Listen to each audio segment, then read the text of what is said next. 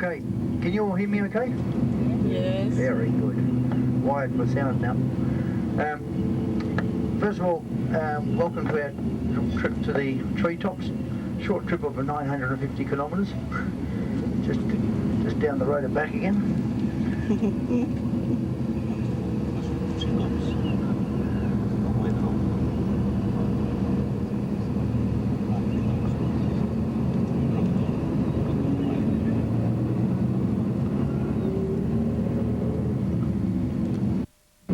John was telling me that somebody's catching a plane tonight, is that right? Oh my God! What time does your plane leave?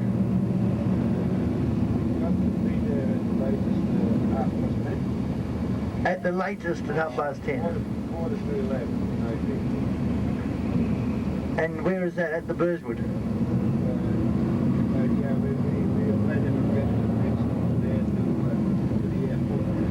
Oh my God.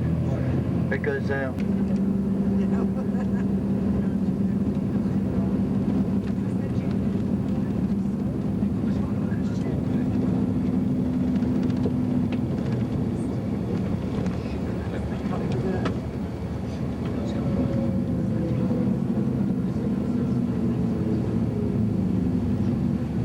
those logs, I think, are pine trees. I think it's hard to tell when they've ripped the bark off them. We have pine trees, which are American Pinus radiata, and also we have the Tasmanian blue gum, which is now planted, in many cases replacing the pine trees.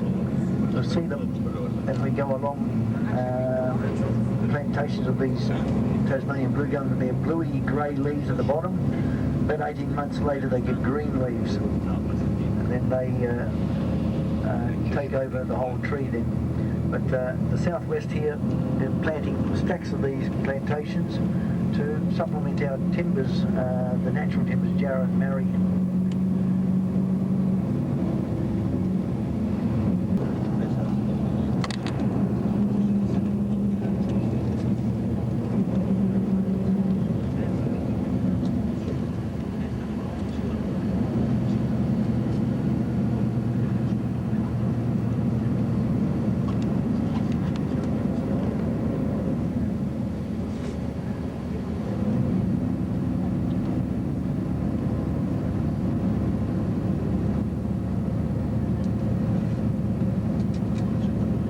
Okay, it's about 10:30 now. I'm going to ask you to be ready at 11:05. 11:05 I drive away. If you miss the coach, there's another one on Friday. Alright? Actually, 3 people got left behind at Yanchep the other day. The first time I've ever heard of that, because they went for a walk around the Koala Hills on their way to the Pinnacles. The driver spent 45 minutes looking for them. They couldn't find them. They presumed they jumped on another coach, and so they had to leave. The 3 people then eventually got back to the office there and rang them. Said they got left behind. Too late then, they missed the Pinnacles. But that creates major hassles. Okay, a couple of cafes. There was one just back there on the left, and there's another one just up here on the left somewhere. I'm going to turn here, park on the right. There's that big green shed in front with the fruit. Oh, it looks very yum. Yeah, the tea room's there, and there's the toilet block is just in front where I'm going to park here. Now 11:05 is my...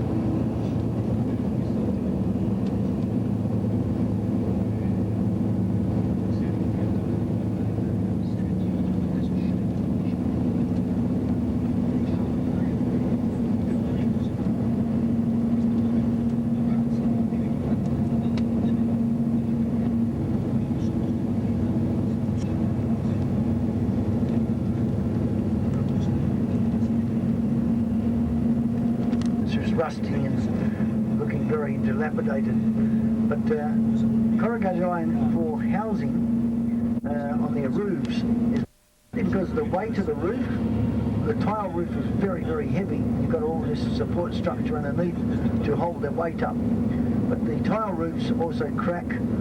Tiles get cracked. The ridge capping on the top joining where the two sort of sides of the roof meet, they often have the cement cracking away and so on, and it just becomes a bit of a pain in the neck. Whereas the sheeting, the out the side, every time generally come through here, there's something of interest in those little funny characters. In certain times of year, school holidays in summer and all that, when it's not going to be wet, they will put these scarecrow characters all over town. You can't half tell which ones are real and which ones are not real. And they sit them out front shops and all that, and it's really quite an interesting little. Here's one on the left here with the wheels. All right, and there's another one. There's a couple on the right there. 3 of them on the right, and there's one on the there's one on the left, and one under this green roof shed, and there's some more out here at the front. Very, very clever. Even the lampposts. Yeah, they're mad. Here's some more. The one on the fence is the pretend one. The one standing there is real.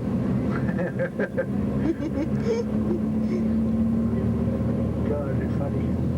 They even had a police officer standing on the bottom of one of that little building at the end there with his little camera, speed gun. But the main reason this place is very popular is it's sitting in a nice little valley. It's also got something that a lot of people are interested in, magic mushrooms, hallucinogenic mushrooms. To manage them up, it's the Shire of Warren, which is WA, and that covers a few other towns, so you'll see a few of those around here too.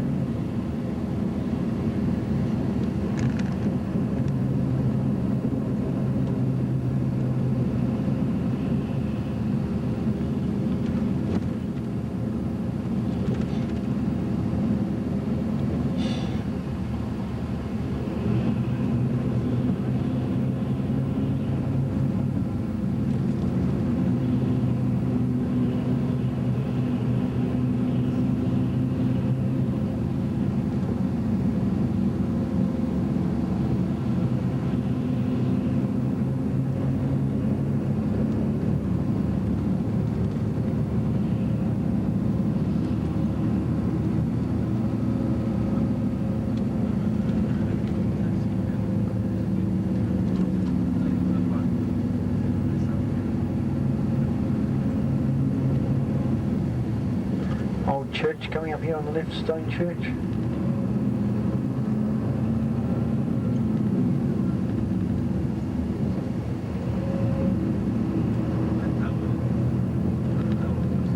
Now, just before the bridge is this homestead called Bridgedale. You see the brown sign pointing to it. And when we go over the bridge, down to the left you'll see the car park is a marker on one of the trees that tells you the flood level in 1981 or something when the flood came through. If we go around this bend, I'll tell you when to start looking. You'll see a little track going down to the car park. Just to the right of where the track goes down, behind the car park, there's this white marker just about here somewhere. Start looking. Big tree with a white marker on it just down the bottom there. That's the height of the water in that 1981.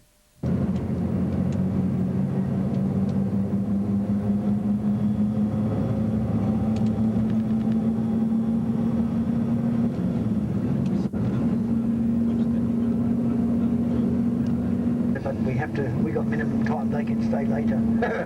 That's my theory. No, we won't really push people off the tree and all that. But 4 people, as soon as we get the way up, in a platform right at the very top. In the middle platform, there is a sign that I want you to ignore completely. It says, that was the easy half. All right? If you've got the halfway up, most people will make it the whole way up. It's just a little bit steeper. Oh, God, I can't believe this. Unbelievable. One there, wood panelling ones, and then occasionally asbestos ones again. Just keep an eye out, you'll see a few. Bunnings, about 10 years ago, got in a lot of hot water politically over the regional forest agreement signing. From about 10 years ago up to the present,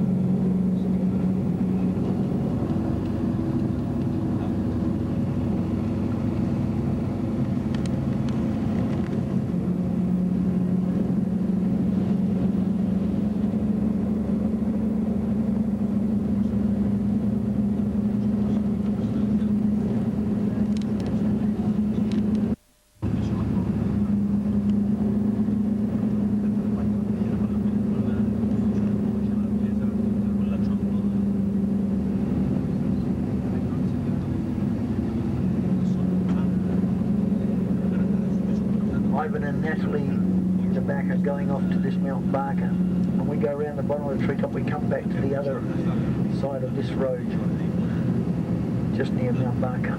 Now the corner here is the Conservation Land Management offices for this sort of area. The cemetery up here, and just our position to stand. Go right back to the corner of the toilet block and you get the whole length of the tree.